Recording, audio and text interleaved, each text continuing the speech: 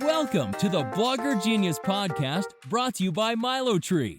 Here's your host, Jillian Leslie. Hello, everybody. Welcome back to the Blogger Genius Podcast.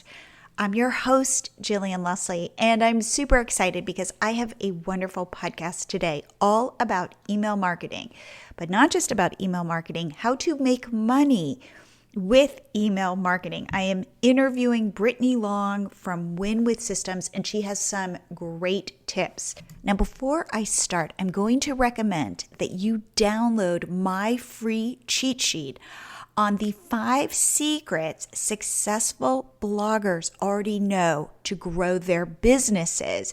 And you can get that at milotree.com/secrets. I've been coaching successful bloggers for the past 10 years. These are the things I see them doing over and over again. And one of them, by the way, is they grow their email list. But what they do with their email list is what we're talking about in today's episode. So get the cheat sheet by going to milotree.com/secrets. Now, before I launch into the episode, I want to let you know that I accidentally had my microphone off when I was recording, so it recorded through my computer. So my sound doesn't sound that great, but I say stick with it because you will definitely be taking notes in this episode. So without further delay, here is my interview with Brittany Long. Brittany, welcome to the show. It's great having you. I'm really excited to be here. I love talking email, so I can't wait. Well, I do too. I was just saying this before I press record that I am a huge email fan, and the longer I am in my own entrepreneurial journey, the more powerful I think it is. Yeah, it's so true. And we were talking before, everybody pushes it off until the last thing, and it's always one of those things on your to-do list that you're like, I'll do it soon. And then it's been like months or years. And when you see the amount of revenue that you're missing out by not having consistent emails, it's astonishing.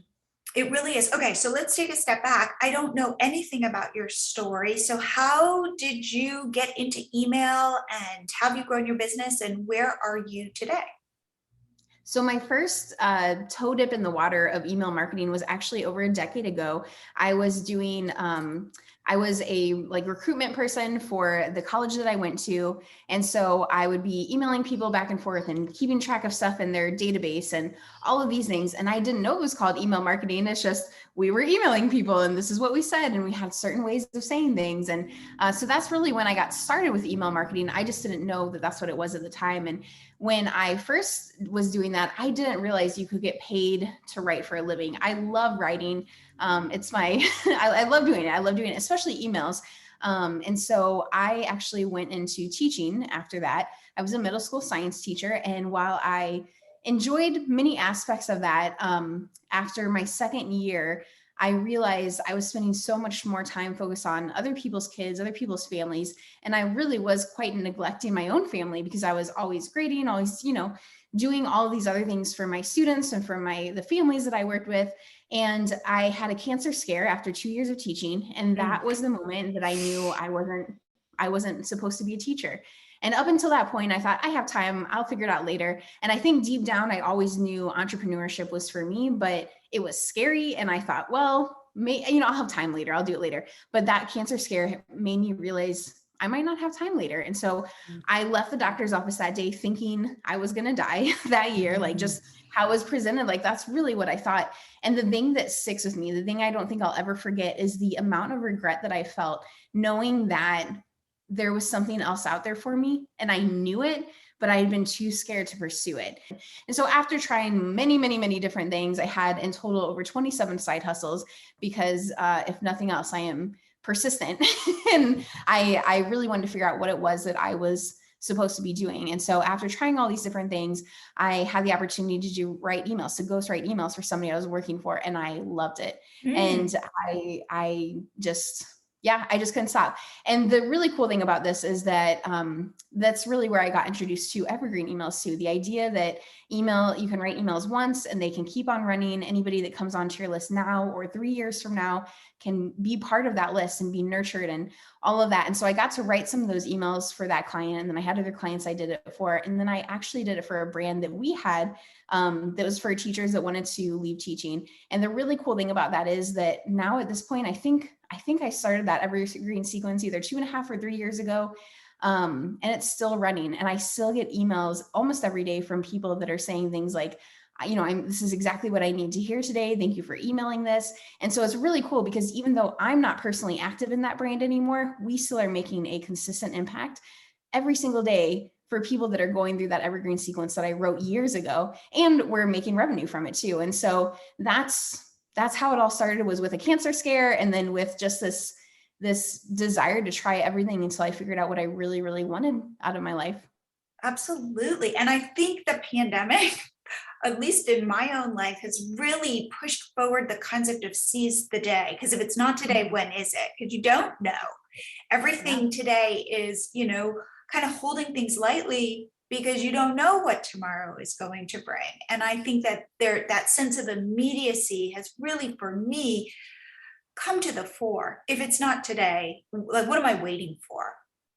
Yeah. And we see that a lot with the clients that come into us. We see that a lot.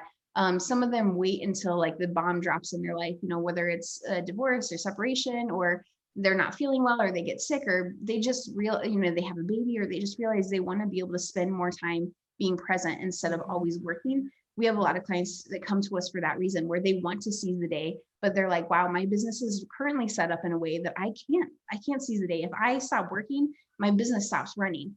And so that's one of the reasons I love Evergreen emails, because I've seen how that works in people's lives, where they can step back for 3 months, 6 months, a year, and their business can still bring in revenue, even if they're not physically showing up every day. So let's talk about where email fits in when it comes to funnels and making money. You're like saying, and then you have your emails running, and then all this money is happening. And it's like, wait a minute, I don't think it's that easy. So let's go through how you think about it in terms of where that sweet spot is for email marketing. And you're talking about an evergreen list, but like, okay, I could be sending emails that go out, but like, how do I actually monetize? One of the things that is my kind of like my North Star for 2022 is monetization, because we're all working so hard. And I think connecting the dots can be difficult. So explain all of this stuff to me and how it works. Yeah, so email can be in pretty much every part of your business. So there's a few ways that you can earn from email, more than a few, but here's some of the ways that we suggest starting with, because this is where you'll start to see the revenue coming in faster. So the first one to start with, I always suggest, is an evergreen abandoned cart sequence. It's evergreen because you create it once and then it continues to run. You don't have to keep creating it or like live, sending it out live or anything like that. But abandoned cart sequences for every single product that you have. So this means I'm selling products. Right. So if you have a product to sell, having an abandoned cart sequence for every single one of them is very, very important. Anywhere from 70 to 85% of people that make it to the order form actually abandon the cart, which means that you're missing a lot of revenue if you don't have abandoned cart sequences. Typically, we suggest having 4 to 5 abandoned cart emails in that sequence.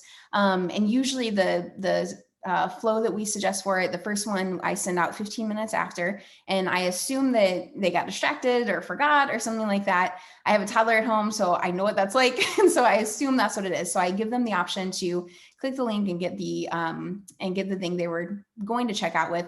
But I also ask them to reply. And typically in emails, you don't want to have 2 calls to action. You don't want to ask them to do 2 different things, because usually people don't do either.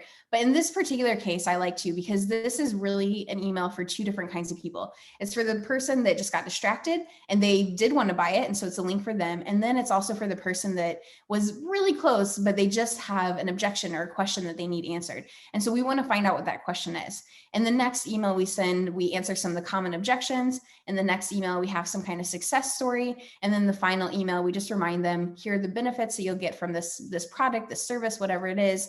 And here's some common questions that you might have. Here's the answers to them. Here's one more time, where you can buy it. And so by following that formula, that's where we see a lot of results. And like I said, if you already have an offer, it's the easiest one to start with. You don't have to create anything new other than 4 emails that run for you. So abandoned cart, definitely the first sequence that I would suggest. Okay, wait, I with. just want to stop for 1 second because I thought what you had in those emails seemed really smart. So in the first email, you say, hey, think you forgot this in your cart. Just want to remind you, but if you have some sort of question or there's some reason why you're not purchasing, let me know, right? Exactly. Then the second one is the one where you speak to their objections. Is that right? Mm-hmm. So it's kind of like the yeah, but. I was going to buy this, but, and it's like, hey, I'm on top of that. Like, I'm going to get to that but before you and tell you why this is a good purchase. And then the third one is, hey, but if you saw Jennifer bought this over here and she's had so much success with this. And then the first one is just a little like kind of tap on the shoulder reminder, like, oh, just in case you needed another little reminder, here's what it is. Exactly. Yeah. Okay, with some frequently asked questions in the last one, is that right? Okay, exactly. And I like this because I feel like this fits in with when you're creating sales pages, when like these are the things to be thinking about, like a reminder, yeah, but hey, so-and-so Jennifer's had a lot of success with this. You know, those kinds of things are how, as an entrepreneur who's selling something, how you want to be thinking. Am I right? Absolutely, yeah. Okay, so you've got the abandoned cart, and this isn't just like I know like Klaviyo or Klaviyo, however you pronounce it, which is an email service for you. Do you know which is right? Is it Klaviyo? You know what? I watched a video because I couldn't remember, but now I can't remember which one's right or not. I know, me too. I think I watched the same video. All right, so like Klaviyo, let's say, they are very much, you know, any kind of email service provider has these like built-in kind of, and this is Klaviyo is something for like Shopify owners, and they have these like built-in. So could you just use their built-in kind of automation, or do you feel like yours is different? So personally, I like mine because I've seen the data on it and I've seen that it works better than the templatized ones that they have out there.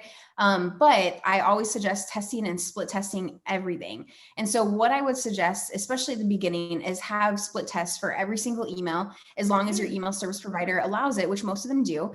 And when I say allows it, I mean has a capability for it, and most of them do. And you want to split test very specific things. So the first thing you want to split test is the subject line. And the reason is that is the first thing. If you don't get it open, nobody's going to read it. So totally. Okay. The subject line. Yeah. And we want to get it as high as possible. So we want to split test that multiple times.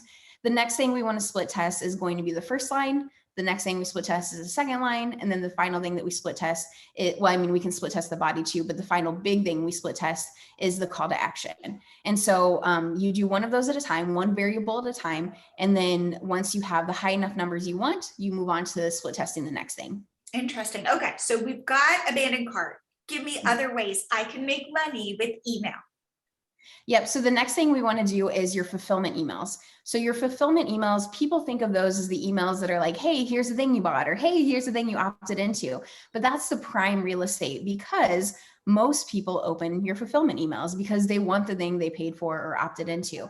And so you have higher than average, way higher than average open rates with your fulfillment emails because people want their stuff. But what I see most people doing is just saying, hey, here's the thing you bought. Talk to you later. Yeah, thank you. Right. Exactly. So you're missing opportunities if you're not letting them know other things that you have for to offer them.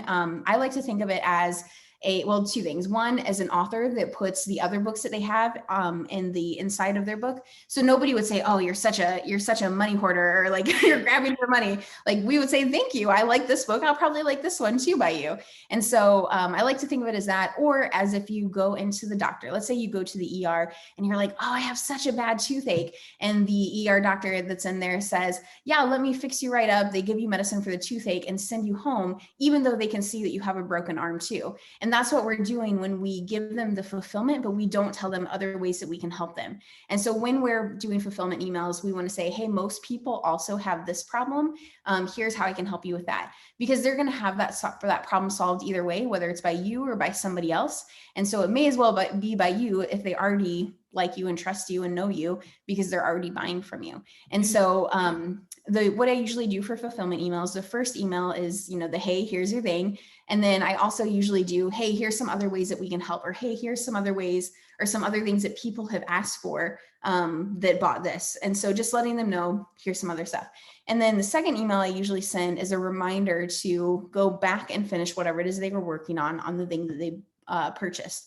What I find is that if somebody purchases from you and does not finish what they are working on, they're less likely to buy from you again, because every time you launch, they're like, oh, I need to finish that. Oh, I need to finish that. I can't buy this other thing until I finish that. And so by helping them finish and stay committed to working through whatever it is they bought from you already, it's easier for them to become customers that buy from you again. Interesting. Okay. So you're saying that in the fulfillment email, you might be like, hey, people who bought this also got benefit from this. And then are you sending another email to kind of help them complete? Is that okay? So that's the sequence there. And then it might be further emails of like, hey, here's a problem, those kinds of emails, like problem solution type emails, but you want them to complete like the course or the whatever, set up the coaching call, that kind of thing. Exactly. And usually I only do up to 3 to 4 fulfillment emails. From there, I turn them in, or I send them to a welcome sequence that everyone goes through, as long as it's the same audience. Everybody goes through the welcome sequence where they get to know me better and how I can help them. I again show them other places that they can buy, or other things that they can buy that might be helpful for them. And then from there, we go into the evergreen sequence. And that's that, for us, that's that year-long nurture and sell sequence. Okay. So let's talk, by the way, does the backend, what email service provider do you like the best? So personally, I like ActiveCampaign. It's very, very robust, but it is very confusing for people that are just starting out. So if you're listening and you're a newbie, starting with MailerLite is usually going to be your best option. MailerLite, MailChimp, or ConvertKit, unless you're e-com. If you're e-com, then starting with, I always have to think about Klaviyo. Yeah, I think that's it. Yeah, no, okay. So I'm going to be like, to kind of share my truth. I agree with you. We use ActiveCampaign. And to be honest with you, I feel held hostage to ActiveCampaign because I have so many automations in it that the idea of ever moving those out is really difficult. I think it is really robust, but yet it's super glitchy and slow and not. If I could make the decision again, I probably would choose something different. That's my feeling about ActiveCampaign. MailerLite is my go-to. And by the way, I have accounts. I use MailerLite for one of my businesses. I use ActiveCampaign for another. I use MailChimp for another. I've explored them all. I too recommend MailerLite. You get your first 1,000 subscribers free. It's much more intuitive than a lot of the other ones. So that is my go-to. The other issue I see happening a lot with ActiveCampaign with a lot of our clients that are in there is the customer support. It's not as great as some of the other ones. In fact, there was somebody I was working with, and she was telling me that the email that she had last sent out would always go out to her new subscribers. And that might not sound like a problem, but it is when you're doing a launch and it's like, hey, the launch is ending and it already ended. And then you're sending this out to a subscriber, like it's super awkward. And so I was trying to figure out what it is. I got in with customer support and they were like, that's just how it is. And I was like, no, that's not acceptable. This is not just how it is. Like, absolutely not. And so it took a few hours, but I just kind of kept pushing and pushing and pushing until they brought someone on, and within minutes they had it fixed. But it wasn't just like, this is just how it is. And so sometimes, I mean, with other places too, but I've especially found with ActiveCampaign, sometimes you have to really push a little bit to get questions answered with their support. For me personally, so as far as the robustness, I really like ActiveCampaign, but for me personally, I use Kartra. The reason I use Kartra Mail is because I like that I can just do everything in there. My funnels, my communications, my membership. It is not the most, as far as like memberships go, it's not the most beautiful. As far as funnels go, it's incredibly clunky and it takes a while to learn, whereas like ClickFunnels is better for that. But for the email marketing, I like it because it's robust like ActiveCampaign is. And it has everything in one place. So that's why personally I choose that one. But if I'm talking to somebody that wants like really easy funnel builder as well, then I don't suggest that one. So I think MailerLite is a great one to go with, especially if you're newbie or intermediate. Definitely. Okay. So I had to just dish about that with you for just a second. I want to take a quick break to talk about the MiloTree pop-up app. Why? because it grows your email list with virtually no effort. So the pop-up app you install on your blog or a site you own, and it pops up and it will ask people to join your list. You can customize it with an image, with some text. But the best part is the MiloTree pop-up app can also grow your followers on TikTok and Instagram and Facebook and Pinterest and YouTube. You get all this in your one account. You get 30 days free, and then it's just $9 a month after that. Plus, something we take tremendous pride in is it will not slow down your site. So to learn more, sign up for your account, get the pop-up up in 2 minutes, head to milotree.com. And now back to the show. Let's go through your welcome series. So you recommend, so somebody buys from you, right? They're just joining your list then, and boom, you're going to send them the thank you purchase sequence of like, hey, great, thank you. Hey, you might like this, blah, blah, blah. And then you're going to send them through your welcome series. Talk to me about what that looks like. What should these 4 emails be?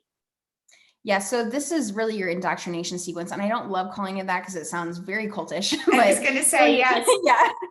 But really, it's the way for them to get to know you and see if it's a good fit. And so I'm really purposeful about the language that I use in our welcome sequence. I'm using, for us personally, I want to make sure that people that come in, they're focused on taking the next step. They're focused on working smart. They're focused on finding ways to have a wonderful business, serve people that they love, but also spend time with the people they love also and being present. And so that's what we talk about a lot. So I'm talking about that a lot in my welcome sequence. I'm letting them know the other offers that we have as well. So that at this point they've gone. Who is we? Who is we? Is it just you and like what? No. So we have a team of about 10. We have myself and my husband, we're co-founders. And then we have my project manager, we have my VA, we have writers. So because we have the agency side of our business as well. So we have DIY, done with you and done for you services and products available. When you're sharing about we, are you sharing personal stuff? Like, hey, I'm Brittany, I'm a mom, I was a teacher. How do you come across? This is always, I think, the push-pull. I want to share about me, but I want to be of service to you. So how we do that, we have a formula that we use, and we use this because we have data from over 100 business owners that have multiple different kinds of brands, anywhere from pet psychic to dentist to everywhere in between. And what we found is following a formula following this particular formula works best. So we call it the ATM-RN method. I wish I had a better acronym for it. Acronyms are not my forte, but the A stands for attention. So basically it's a way to hook them in, to draw them in. And usually having a quote or question or statistic does really well there. The next thing that we have is the T, and that's tell your story. So that's where we're telling our story, whether that's my own personal story or the story of us as a company.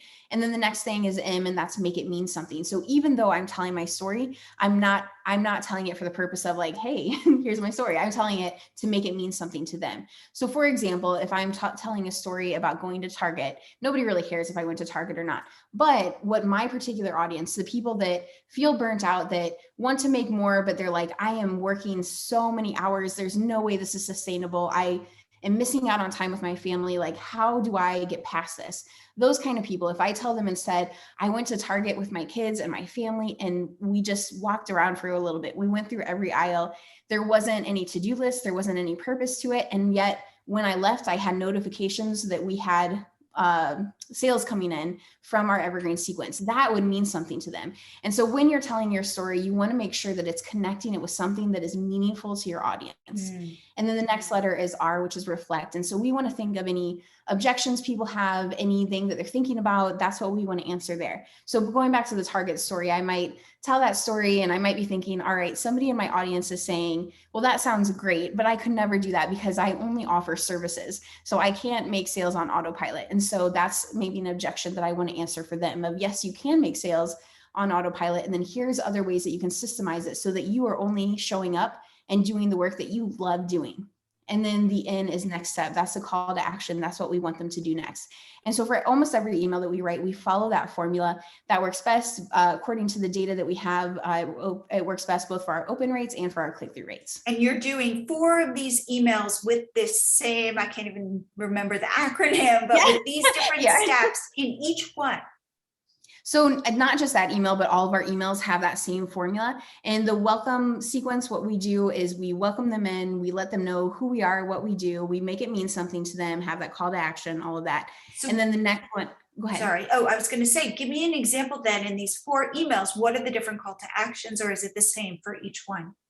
Yeah. So at the beginning, I want them to reply. I want them to reply as often as possible, actually, because it does help with the deliverability, but it also helps really bridge the gap from this is a faceless person on the internet to this is somebody that's actually responding to me. And so I always like to have them reply, especially at the beginning, because then it also is more likely I'm going to show up in their actual inbox. So I like to get them to reply. And then if they reply, of course, I respond back to them as well. But that has helped significantly with us building a community, building a fan base, building relationships with our people. Can you give me a question? Give me a question that people could use to get people to respond. What's your favorite? Absolutely. Let's see. So we want it to be something that's non-committal. So something that isn't like, tell me your deepest, darkest secret. So an example of one that I sent recently is hit reply and let me know what date works best for you. So sometimes I'll give them a freebie, or I'll be doing a workshop and I'll say, hey, this workshop, maybe it's a workshop I do every Thursday. This workshop's coming up. Let me know what Thursday is best for you.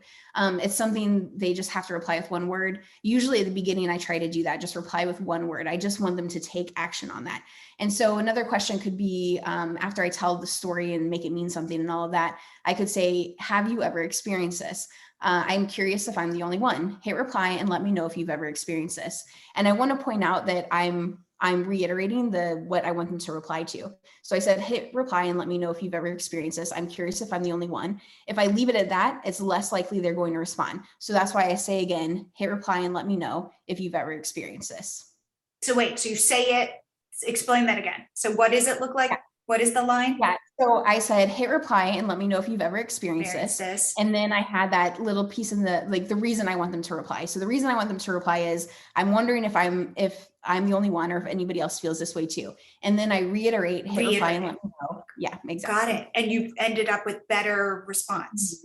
Interesting. Yeah. Okay. So these are the 4 emails. And then let's talk about the evergreen sequence. Okay, but wait, because remember my word for 2022, monetization. Are you selling in these 4 emails?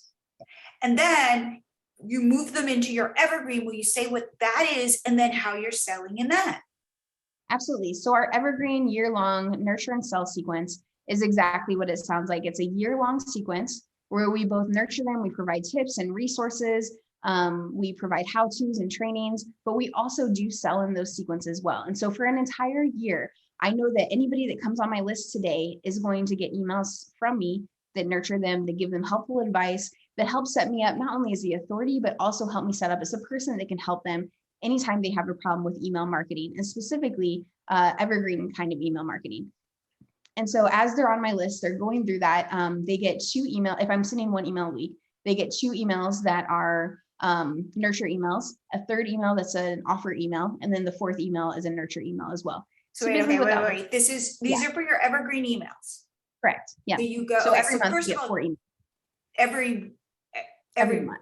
Every month. Okay. I was like, well, every week. Okay. Every month they're getting 4. So you though have sat down and you've written 52 emails. Yeah, well, significantly more than that. But yeah, because we do 3 emails a week for us personally, for our audience.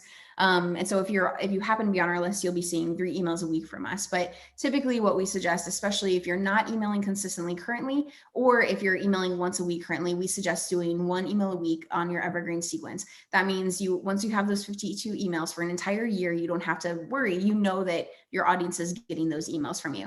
And so what we do, I suggest doing 2, while you're setting this up, after you've mapped it out, writing 2 emails a day, and you can do your entire evergreen sequence in less than a month. Okay. And how long should each email be? And how do you deal with topical stuff? Like it's fall, or do you not go there, because like it's winter, but like, how do you not go there? Mm-hmm. That's a great question. So for length of the emails, I try to move in between medium to short length emails. I'm a little bit long-winded, so some of my emails are longer. But what I try to do is I split test those too. So I'll have some that are longer and then some that I cut down so that they're a little bit shorter. I summarize it a little bit more, and then I split test those to see how they do. For us, typically the longer emails do just fine. The shorter emails do fine too, but typically sometimes I'll hear people saying like, oh, don't do long emails. Nobody wants to read those. But if you've already built a relationship with them, I get emails that are like, I never read long emails and I always read yours, but it's because I've built the relationship with them and I put that hard work in. And so typically at the beginning, if you want to have short to medium emails, you can do longer later, but short to medium at the beginning while they're getting to know you is usually best. For me, since they've already gotten to know me, I do some longer ones too. Okay, so let's go back. Oh, sorry. Oh, yeah. Go ahead. No, go ahead. I was going to say, so you've got 4 emails going out a month, and Yes. how many of those are selling and how many of those are giving value? What was it again? So it's a 3 to 1. So 3 emails are giving value, 1 email is selling, and usually my final email of the month. So I go value, sell, value. My final email of the month, usually I have a PS back to the offer as well. So they get the offer email and then they get a soft sell as well in that final email. Okay. So back to the question of how to not make them all about like now, like it's July 4th and, or it's 2022. Like, how do you then deal with that? So there's 2 ways I deal with that. One is if there's something big going on, usually I will pause my evergreen sequence just briefly and address it and then unpause my sequence. So if I have a launch going on, if it's a holiday, if it's the new year, and I know that I want to send very specific emails about the time of year, I sometimes pause that sequence so that I know I don't have a million emails going out. The other thing I do is I make sure that my evergreen emails are going out on certain days of the week. So for us, I said we do 3 emails a week. So we have Tuesday, Thursday, and Saturdays when we send our emails. We send Tuesday and Thursday because those are the highest open rate emails for us. And then we send Saturday because it's like the kind of email that we send is like a take today off kind of email. So it makes sense for us to send it on the weekend. And so I know if I want to send a live broadcast email, I can send it any other day of the week and they're only still going to get 1 email that day. They're not going to get a million from me. So that's the first thing I do. Yeah. But they will get your other ones that are in the series. Right. Exactly. Yep. And I just have to unpause it when I'm ready for it. The big thing though, is just making sure if you want to do a live email, one that talks about fall or winter, whatever, that's going to be a live broadcast email. It's not going to be in your evergreen sequence. Got it. Okay. I'm sure you get this question a lot. What do I write in my emails? That's a lot of emails. Exactly. Yeah. I do get that question a lot. And one of my favorite things to do is just find out what people are already asking questions about in my niche. So there's a few ways I do that. One is just by Googling, you know how you can Google like how do blah, blah, blah, and see what fills in. So that's one of the ways that I do that. I also go to answerthepublic.com and you can type in something there and it'll have a bunch of things that come up. I use keyword research. So those are some things that I do to find out what people are asking. Also, anytime I ask people to reply, if it's asking them like, what questions do you have or where are you getting stuck? I keep a bank of those so I can see that and I can answer those kind of questions in my emails as well. I answer anything that's coming in my inbox where people are confused about or they have questions about.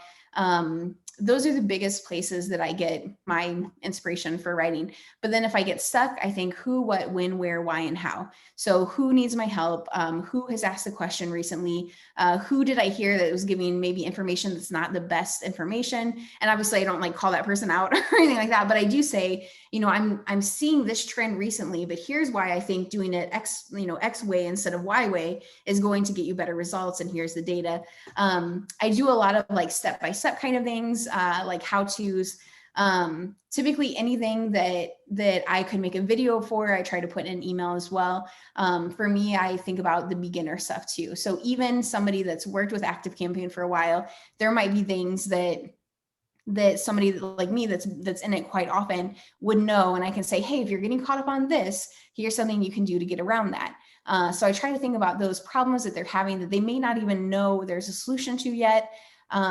Those are some things that I think about. I also think about my person. So I have my customer journey mapped out. I know the symptoms that my person has. So I know that most of my people that come in, they're feeling tired, they're feeling burnt out, they're feeling ready to have something running, they want to know that everything's going to work out on their journey. And so I try to address those things too. So not all of my emails are like, hey, here's how to do this thing, like technical. A lot of my emails, or some of my emails at least, are inspirational, motivational as well.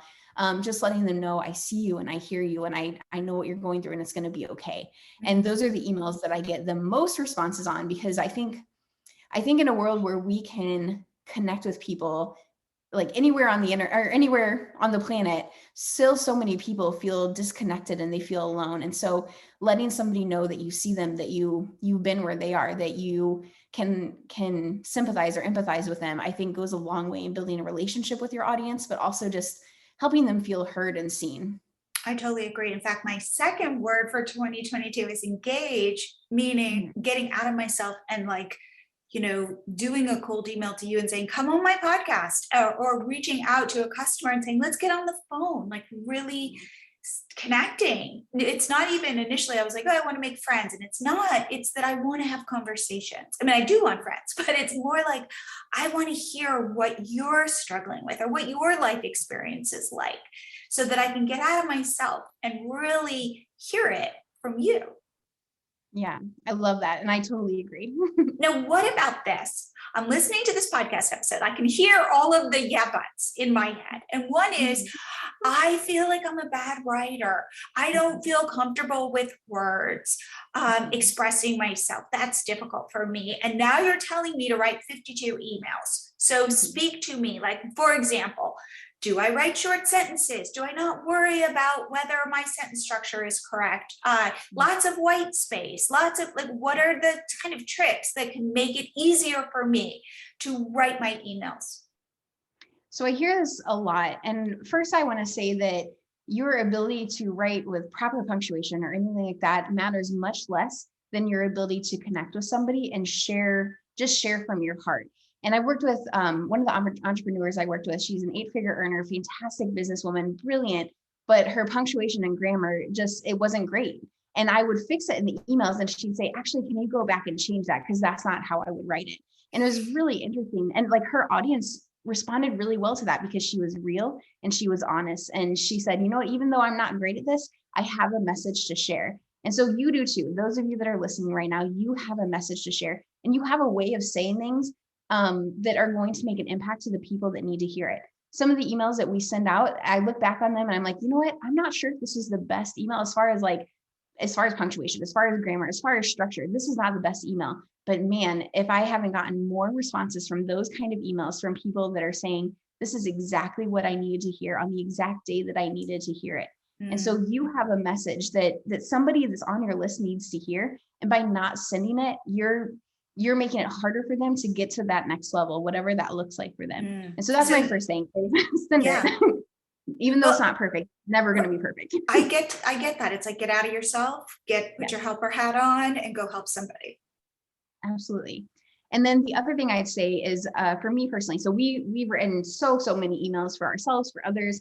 I mean, that's what we do for a living. And still every single email I write, I always start with a messy copy.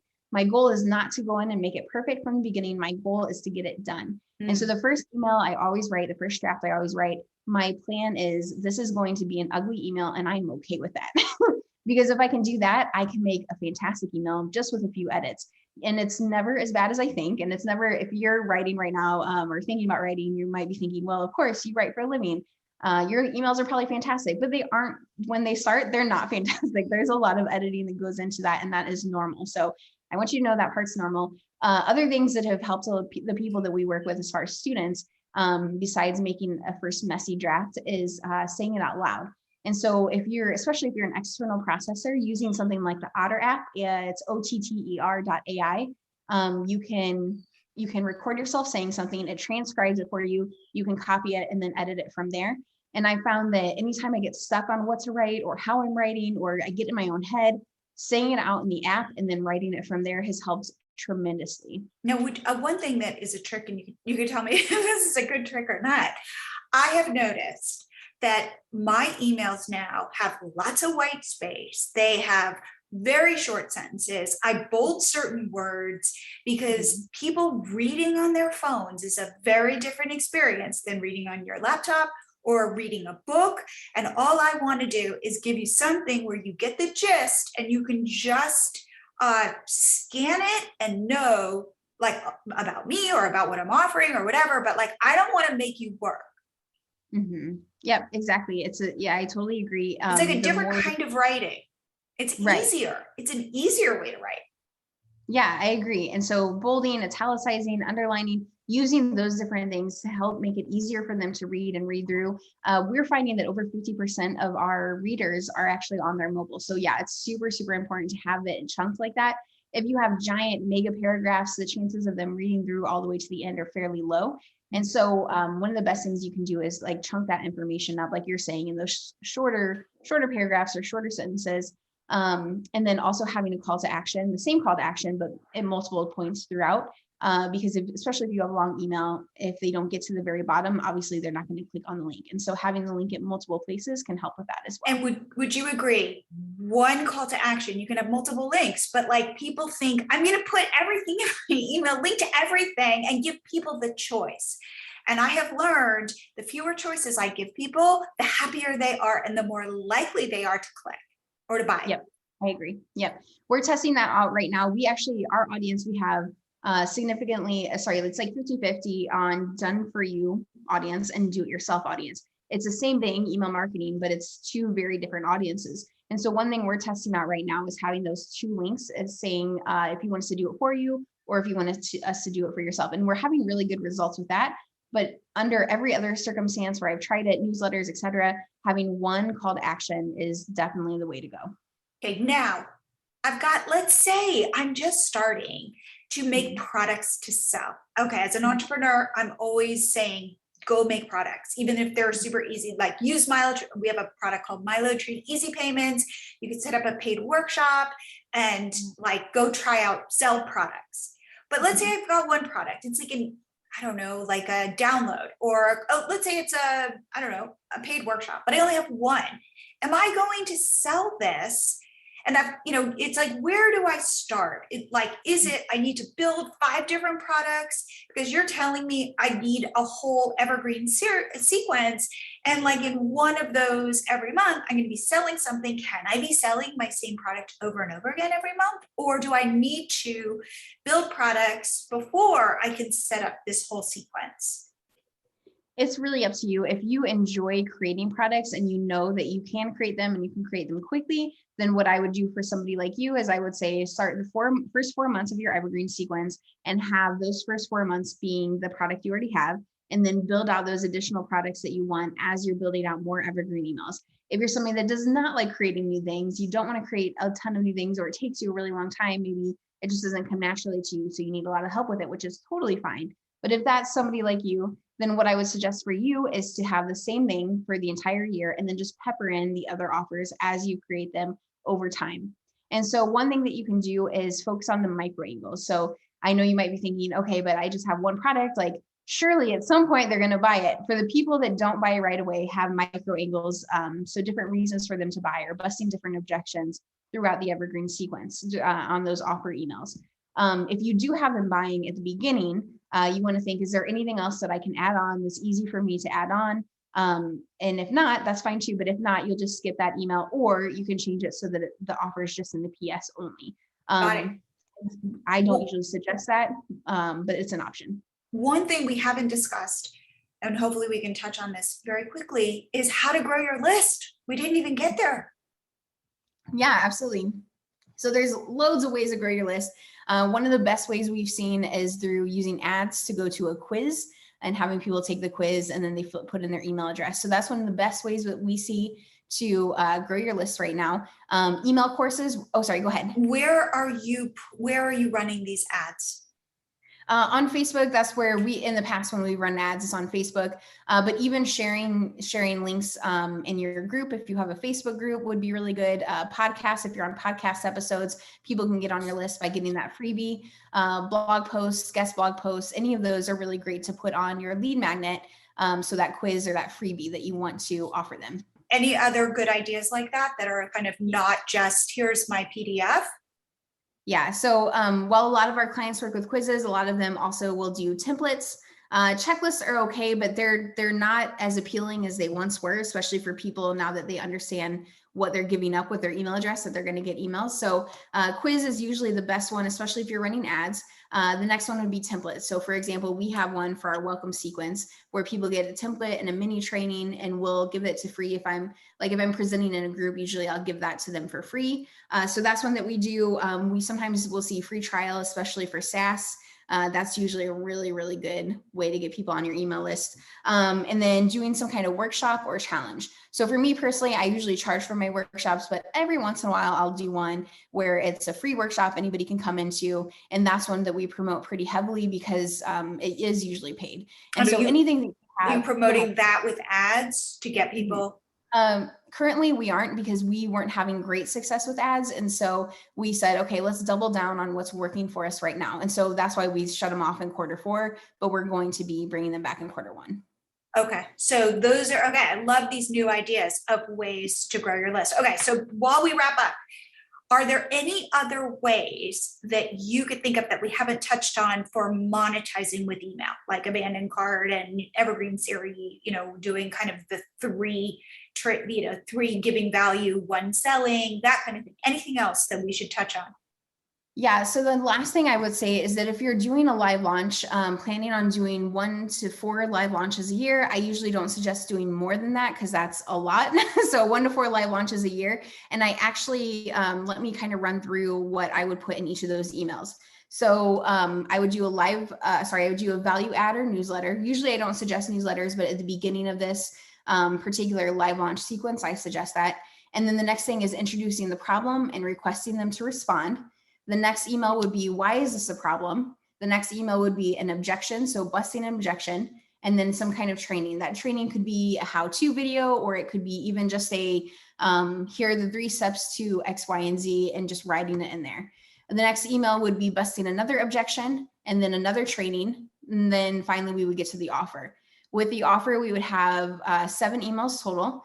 The first email would just be straight up about the offer, who it's for, how it's going to help them. Email number 2 of the offer would be a micro angle. So specifically, here's who it's going to help. Specifically, here are results that you can get from it that other people have gotten with it, and including a success story. The next email would be another offer, and you're busting objection number 3. The next email is going to be another micro angle and success story. The next email is going to be busting objection number 4. The next email is going to be micro angle number 3.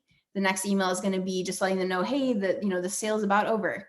And then from there, another value add, and then another value add. That takes you through 3 months. So if you're doing 1 live launch every quarter, that would be the entire 3 months right there. And then this is something that you've created and automated, so you can just run it 3 months later, 3 months later, 3 months later. Right. Yeah. So for us, I don't really love live launching because for the lifestyle that I want to create, I'm all about that evergreen everything. But I do, if we have something new that's coming up or something that is higher ticket, I like doing that for a live launch. And so we do have 1 to 2 things that we live launch a year. And so I just follow this process. Once I create it once, I'm good to go. And then I can also add that to my evergreen sequence as well. Well, this has been so good, filled with so much good information. Really, this is definitely the way to step up your email game. So Brittany, people want to learn more about you, learn about your services, your DIY, all that good stuff. How should they do that? So they can reach out to me at Brittany@winwithsystems.com. Wait, say it again. Sorry. Brittany at winwithsystems.com. And it's BRITTANY. There's like a million ways to spell it, but that's how I spell it.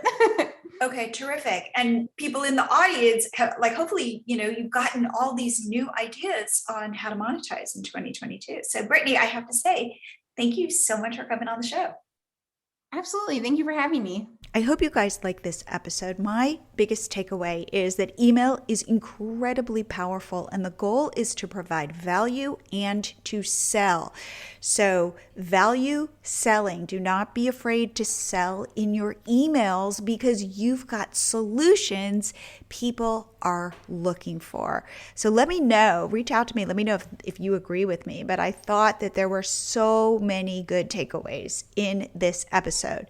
So again, if you want to get my freebie of the 5 secrets successful bloggers know.